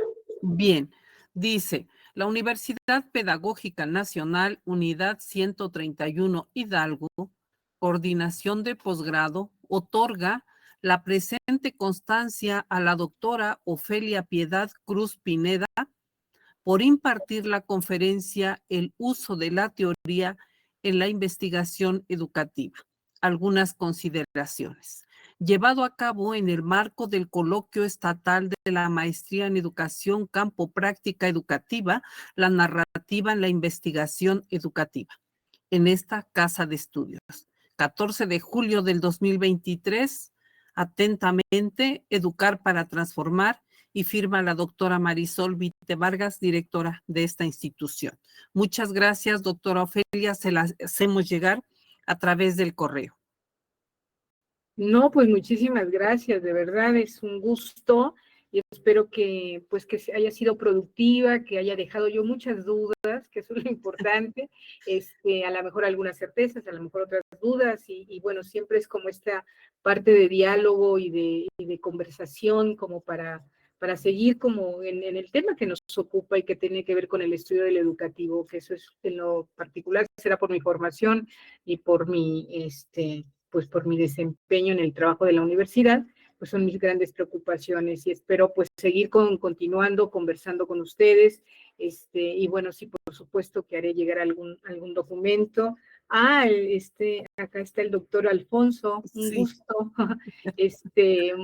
sí, tiene un dato que, bueno, pues muchísimas gracias que estuvo acá presente, y pues les agradezco enormemente a la doctora Marisol, a todos ustedes, al doctor Sergio por su coordinación, por la moderación de la mesa. Muchísimas gracias por la invitación y bueno, estamos a la orden. De igual manera, la institución otorga al doctor Sergio Sánchez Vázquez, académico de la Universidad Pedagógica en la sede Tulancingo, el reconocimiento por su participación como moderador en la conferencia que acabamos de escuchar. Doctor Sergio, te hacemos llegar también a tu correo este documento. Muchas gracias, doctora Elia, y sobre todo, doctora Ofelia, muchas gracias. Aprendimos mucho, nos llevamos muchas dudas también, y usted se lleva muchísimos aplausos virtuales que los compañeros están compartiendo. Y pues nuestro agradecimiento y pues la seguridad de que en algún otro momento pues pueda volver a compartir con nosotros su experiencia. Muchísimas gracias y gracias a todos los participantes, gracias a todos los que escucharon y esperamos que se lleven pues muchas reflexiones de este evento. Doctora Elia, por mi parte sería todo lo que usted tenga a bien indicar. Pues nuevamente, doctora Ofelia, bien agradecida por esta posibilidad de escucharle, por compartirnos sus saberes al respecto de la investigación educativa. Y esta tarde ha sido de mucho provecho para quienes aquí hemos concurrido para escucharle. Doctor Sergio, te agradecemos enormemente tu posibilidad de acompañarnos en la moderación de la actividad. Y pues bueno, para el día de mañana a las 8 de la mañana tenemos la presentación de las ponencias, de las 61 ponencias esta ocasión, distribuidas en las 12 mesas de trabajo, 12 mesas que recurren en algunas áreas temáticas de las que los compañeros maestros, todos de la universidad, de las diferentes sedes de la Universidad Pedagógica, cursando esta maestría. Nos miramos a las 8 de la mañana cada uno de manera directa en la mesa correspondiente y cada moderador tiene a su vez en la mesa la logística de cómo se va a desarrollar la actividad y en qué momento haremos la sesión de plenaria. Hay un link también colocado en la página de la UPN hidalgo.edu.mx, donde vamos a regresar a las 12:30 para vernos en plenaria con la doctora Marisol. Por lo pronto, yo agradezco esta tarde muy rica y pues mañana nos miramos. Por supuesto, doctora Ofelia, nuevamente mi agradecimiento. Muchas gracias. Muchas gracias, doctora Elia. Doctora Marisol, te apareciste. No quiero dejar pasar la oportunidad para saludar y agradecerle a la doctora Ofelia. Adelante, doctora Mari. No te escuchamos, doctora Mari. Se fue. Doctora. Mil gracias por tu presencia en nuestra universidad. No, gracias Marisol, te lo agradezco mucho, doctora, un abrazo. También Alma, ya la vi ahí. Gracias, profe, muchas gracias. No, gracias a ustedes, muchas gracias. Pues excelente tarde, compañeros y compañeras. Nos vemos mañana. Gracias. Hasta luego.